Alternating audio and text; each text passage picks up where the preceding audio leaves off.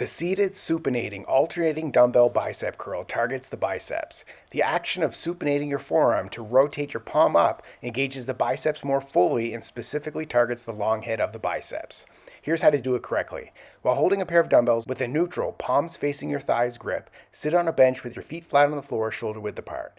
Engage your core to maintain a stable position while sitting up straight with your chest upright, shoulders back, and back straight. Let your arms hang down by your sides with a slight bend in your elbows.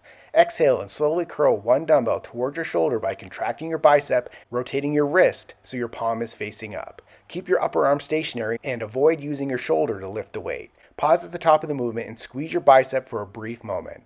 Inhale, then under control, slowly lower the dumbbell back to the starting position while rotating your wrist so your palm is facing your thigh. As you lower the first dumbbell, begin curling the dumbbell in your opposite hand while keeping the first arm relaxed but stable. Keep alternating curls between each arm. Subscribe to get a new exercise video demo every day.